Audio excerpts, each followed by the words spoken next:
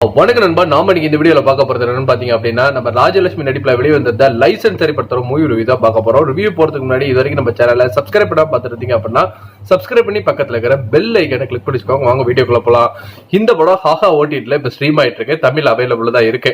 இந்த படத்தோட ஒரு ஒன்லைன் என்னன்னு பாத்தீங்க அப்படின்னா, ராஜலட்சுமி சமூகத்தில் நடக்கிற எந்த ஒரு விஷயமா இருந்தாலும் தட்டி கேட்கறாங்க, குரல் கொடுக்குறாங்க. ஸோ இப்போ வந்து பாத்தீங்க அப்படின்னா சைல்டு அபியூஸ் கேஸ்ல வந்துட்டு இவங்க இன்வால்வ் ஆயிருக்கிறாங்க. ஸோ அவங்களுக்கு எப்பயாச்சும் தண்டனை வாங்கி கொடுக்கணும்னு இருக்கிறாங்க. ஸோ ஒரு கட்டத்துக்கு மேல பாத்தீங்க அப்படின்னா இவங்களுக்கு வந்துட்டு சில விஷயங்கள் நடக்கும் போது சரி நம்ம கையில ஒரு கன் இருந்தா நல்லா இருக்கணும் அப்படின்ட்டு தோணுது. அதனால கன் லைசன்ஸ்க்கு அப்ளை பண்றாங்க. அந்த லைசன்ஸ் வந்து தடப்பட போக கோர்ட்ல உடனே வந்து பாத்தீங்க அப்படின்னா கேஸ் வந்துட்டு போடுறாங்க. பொதுநல வழக்கா எல்லா 18 வயசு முடிஞ்ச பெண்கள் கையிலேயே வந்துட்டு கன் தேவைப்படும், அதனால நீங்க கன் கொடுக்கணும் அப்படின்ட்டு அறிவிக்கிறாங்க.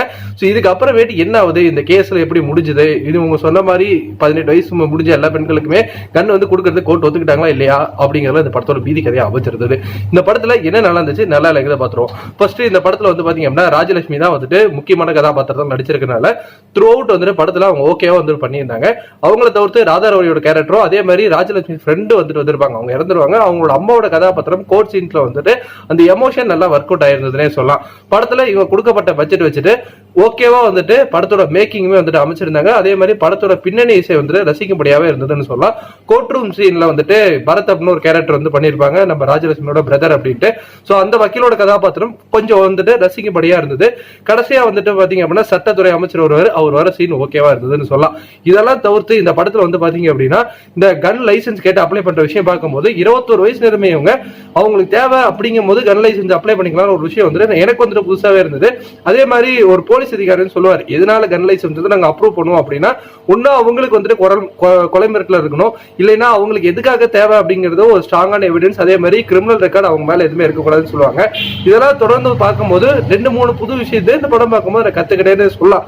ஆனா இந்த படத்தோட மிகப்பெரிய பிரச்சனை என்னன்னா கோர்ட் ரூம் டிராமா தான் வந்த சீன்ஸே அடுத்தடுத்து தொடர்ச்சியா வந்துட்டு இருக்கு. இந்த கன் லைசன்ஸ் கிடைக்குமா கிடைக்காதா அப்படிங்கறதே வந்து பாத்தீங்க அப்படின்னா சுவாரஸ்யம் இல்லாம வந்துட்டு கொண்டு போயிருந்தாங்க.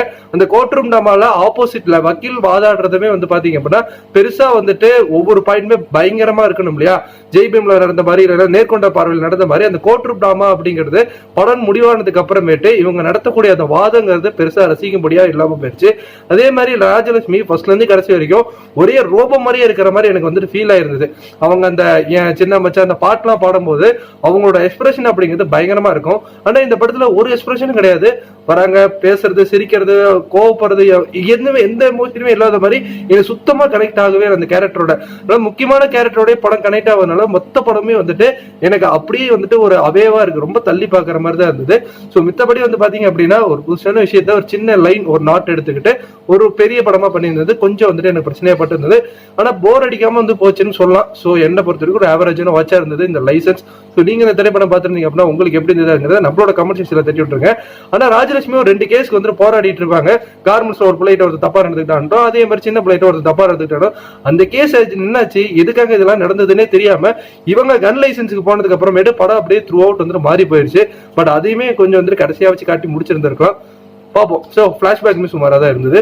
ஸோ இந்த வீடியோ பிடிச்சிருந்தா லைக் பண்ணுங்க, ரொம்ப பிடிச்சிருந்தா உங்க ஃப்ரெண்ட்ஸ் அண்ட் ஃபேமிலி மெம்பர்ஸ்க்கு ஷேர் பண்ணி விடுங்க. ஃபார் மோர் சினிமா அப்டேட்ஸ் மறக்காம நம்ம சேனலை சப்ஸ்கிரைப் பண்ணி பக்கத்தில் இருக்கிற பெல் ஐக்கனை கிளிக் பண்ணி வச்சுக்கோங்க. நன்றி, வணக்கம்.